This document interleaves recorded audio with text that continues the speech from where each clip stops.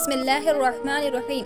السلام علیکم ورحمۃ اللہ وبرکاتہ میرے پیارے پیارے مسلمان بھائیوں اور بہنوں، آج ہم وہ منظر دیکھیں گے جب نبی کریم صلی اللہ علیہ وسلم مکہ مکرمہ سے ہجرت کر کے مدینہ منورہ تشریف لائے تھے۔ تو چلیے اس حسین سفر کی شروعات کرتے ہیں۔ جب ہمارے نبی صلی اللہ علیہ وسلم مدینہ تشریف لائے، جو کہ اس وقت یثرب کہلاتا تھا، تو مدینہ کے انصار نے آپ صلی اللہ علیہ وسلم کا خوش دلی سے استقبال کیا، جس کے مناظر آج ہم اس 3D ماڈل کے ذریعے دیکھیں گے۔ پیارے مسلمانوں، جب مدینہ منورہ کے مسلمانوں کو یہ خبر ملی کہ اللہ کے رسول صلی اللہ علیہ وسلم مکہ معظمہ سے ہجرت کر کے مدینہ منورہ کی طرف نکل چکے ہیں، تو وہ لوگ آپ صلی اللہ علیہ وسلم کے انتظار میں روزانہ صبح سویرے اپنے گھروں سے نکل پڑتے اور ہرا کے مقام تک آ جاتے، جو مدینہ منورہ کے باہر ایک پتھریلی زمین ہے، اور وہاں آپ صلی اللہ علیہ وسلم کی آمد کا انتظار کرتے، اور جب دوپہر میں دھوپ میں تیزی آ جاتی تو مایوس ہو کر واپس لوٹ جاتے۔ پھر ایک دن جب مدینہ منورہ کے لوگ ہرا پر جمع ہو کر انتظار کرنے لگے، لیکن دھوپ میں تیزی ہونے پر واپس لوٹ رہے تھے، اتنے ہی میں کچھ بچوں کو جو کھجور کے درختوں پر چڑھے ہوئے تھے، انہیں سفید لباس میں کچھ لوگ آتے دکھائی دیے۔ تو ان بچوں نے خوشی سے سارے اہل مدینہ کو چیخ چیخ کر یہ خوشخبری سنائی کہ اے لوگو، جن کا تمہیں انتظار تھا وہ مبارک ہستی آ پہنچی ہے۔ یہ الفاظ سنتے ہی سارے مدینہ کے لوگ جمع ہو گئے اور دیکھا کہ ایک درخت کے سائے کے نیچے آپ صلی اللہ علیہ وسلم اور ان کے صحابہ اکرام آرام کر رہے تھے۔ ایک روایت میں آتا ہے کہ 500 سے کچھ زیادہ انصاریوں نے آپ صلی اللہ علیہ وسلم کا استقبال کیا۔ وہاں سے چل کر حضور صلی اللہ علیہ وسلم قباء تشریف لائے اور قبیلہ بنی عمر کے ایک شخص کلثوم بن مطعم رضی اللہ تعالی عنہ کے گھر قیام فرمایا۔ بنی عمر کا یہ گھرانہ قبیلہ اوس میں سے تھا، جو آپ صلی اللہ علیہ وسلم کے مدینہ تشریف لانے سے پہلے ہی مسلمان ہو چکے تھے۔ قباء میں آپ صلی اللہ علیہ وسلم نے ایک مسجد کی بنیاد رکھی، جس کا نام مسجد قباء رکھا گیا۔ پھر قباء سے آپ صلی اللہ علیہ وسلم مدینہ منورہ پہنچے، جس پر اہل مدینہ کے لوگوں کی خوشی کی انتہا نہ تھی، اور سبھی عورتیں، بچے اور مرد یہ اشعار پڑھنے لگے: طلع البدر علینا من ثنیۃ الوداع وجب الشکر علینا ما دعا للہ داعی ایھا المبعوث فینا جئت بالامر المطاع۔ پھر نبی کریم صلی اللہ علیہ وسلم اس جگہ سے روانہ ہوئے۔ آپ صلی اللہ علیہ وسلم اونٹنی پر سوار تھے، اور آپ کے ساتھ بہت سارے لوگ بھی چل رہے تھے، جن کی زبان پر یہ الفاظ تھے: اللہ اکبر، رسول اللہ صلی اللہ علیہ وسلم تشریف لے آئے۔ اتنے میں ہی ایک شخص نے پوچھا کہ اے اللہ کے رسول، آپ تو یہاں سے آگے تشریف لے جا رہے ہیں، تو کیا ہمارے گھروں سے بہتر کوئی گھر چاہتے ہیں؟ جس کے جواب میں آپ صلی اللہ علیہ وسلم نے ارشاد فرمایا: مجھے ایک ایسی بستی میں رہنے کا حکم دیا گیا ہے جو دوسری بستیوں کو کھا لے گی، جس کا مطلب یہ تھا کہ دوسری بستی کے لوگوں پر اثر انداز ہو جائے گی یا دوسری بستیوں کو فتح کر لے گی۔ یہ جواب سن کر لوگوں نے آپ صلی اللہ علیہ وسلم کی اونٹنی کا راستہ چھوڑ دیا، اور اس بستی کے بارے میں بعد میں سب کو معلوم ہو گیا کہ وہ مدینہ منورہ ہے۔ مدینہ کا پہلا نام یثرب تھا، جو کہ ایک شخص کا نام تھا جو نوح علیہ السلام کی اولاد میں سے تھے۔ مدینہ منورہ میں نبی کریم صلی اللہ علیہ وسلم کی آمد جمعے کے دن ہوئی، اسی لیے اس روز پہلا جمعہ پڑھایا گیا، جو بنی سالم نامی مدینہ کے ایک محلے میں ادا کی گئی۔ جس مسجد میں آپ نے جمعے کی نماز ادا کی، اب اس مسجد کو مسجد جمعہ کہا جاتا ہے، جو قباء کی طرف جانے والے راستے کی بائیں جانب ہے۔ اس طرح یہ پہلی نماز جمعہ تھی، اور آپ صلی اللہ علیہ وسلم نے اس نماز سے پہلے خطبہ بھی دیا تھا۔ پھر نماز جمعہ ادا کرنے کے بعد نبی کریم صلی اللہ علیہ وسلم مدینہ منورہ جانے کے لیے اپنی اونٹنی پر سوار ہو گئے، اور اس کے لگام ڈھیلی چھوڑ دی اور اسے اپنی مرضی سے چلنے کی اجازت دے دی۔ اونٹنی نے پہلے دائیں اور بائیں دیکھا، جیسے چلنے سے پہلے فیصلہ کر رہی ہو کہ کس طرف جانا ہے۔ ایسے میں بنو سالم کے لوگوں نے عرض کیا کہ اے اللہ کے رسول، آپ ہمارے یہاں قیام فرمائیں، یہاں لوگوں کی تعداد زیادہ ہے، دولت بھی ہے اور ہتھیار بھی ہے، ہم آپ کی پوری طرح سے حفاظت کریں گے۔ آپ صلی اللہ علیہ وسلم ان کی بات سن کر مسکرائے، ان کا شکریہ ادا کیا اور فرمایا کہ میری اونٹنی کا راستہ چھوڑ دو، یہ جہاں جانا چاہے اسے جانے دو، کیونکہ یہ اللہ کے حکم سے خود چلے گی اور اسے اپنی منزل معلوم ہے۔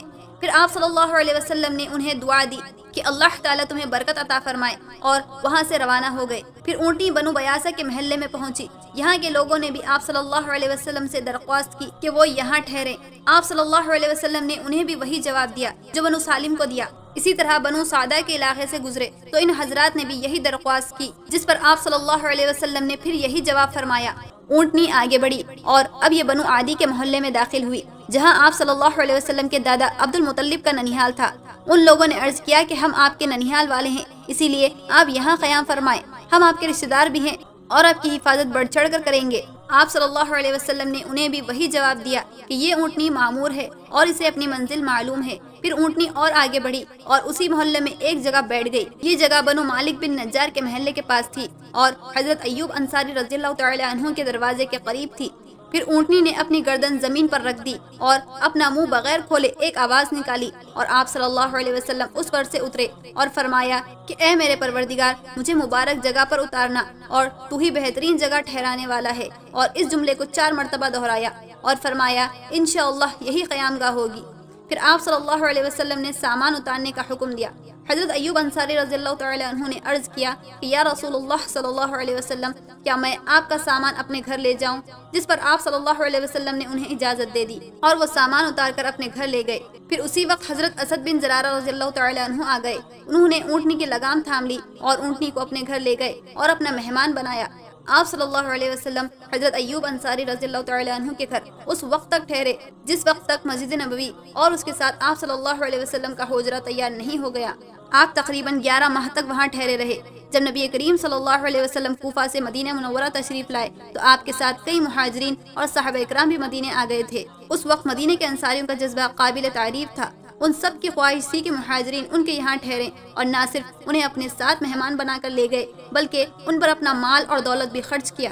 پھر آپ صلی اللہ علیہ وسلم مسجد بنانے کی فکر میں لگ گئے، اور جس جگہ آپ صلی اللہ علیہ وسلم کی اونٹنی بیٹھی تھی وہیں پر نبی کریم صلی اللہ علیہ وسلم نے مسجد نبوی کی تعمیر کرنے کا فیصلہ کر لیا۔ وہ جگہ 2 یتیم بھائیوں سہل اور سہیل کی تھی، چنانچہ حضرت ابوبکر صدیق رضی اللہ تعالی عنہ نے وہ جگہ خرید لی اور اسے مسجد کی تعمیر کے لیے وقف کر دیا۔ پھر مسجد کی تعمیر کا آغاز کیا گیا۔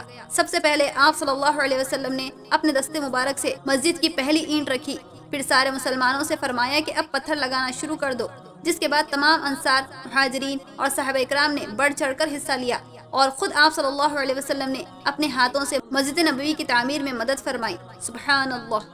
مسجد نبوی کی دیواریں کچی اینٹوں سے بنائی گئی اور چھت میں کھجور کے پتوں اور مٹی کا استعمال کیا گیا، اور پلر کے لیے کھجور کے درخت کے تنے استعمال کیے گئے۔ مسجد نبوی کے 3 دروازے بنائے گئے، ایک کا نام باب الجبرائیل، دوسرے کا نام باب الرحمہ اور تیسرے کا نام باب النساء رکھا گیا۔ اور مسجد نبوی کے ساتھ ہی حضرت عائشہ رضی اللہ تعالی عنہ اور حضرت سودا رضی اللہ تعالی عنہ کے 2 حجرے بنائے گئے، اور ساتھ ہی اصحاب صفہ یعنی جن صحابہ اکرام کی شادی نہیں ہوئی تھی اور جن کے پاس گھر نہیں تھا، ان کے لیے یہ جگہ مسجد نبوی کے اندر بنائی گئی تھی۔ مسجد نبوی کی تعمیر ہونے تک آپ صلی اللہ علیہ وسلم نے حضرت ایوب انصاری رضی اللہ تعالی عنہ کے گھر ہی قیام فرمایا۔ مسجد کی تعمیر مکمل ہونے کے بعد نبی کریم صلی اللہ علیہ وسلم نے حضرت زید بن حارثہ اور حضرت زید بن رافع رضی اللہ تعالی عنہ کو مکہ بھیجا تاکہ وہ حضور صلی اللہ علیہ وسلم کے گھر والوں کو مدینہ لے آئیں، اور انہیں سفر میں خرچ کرنے کے لیے 500 درہم اور 2 اونٹ دیے۔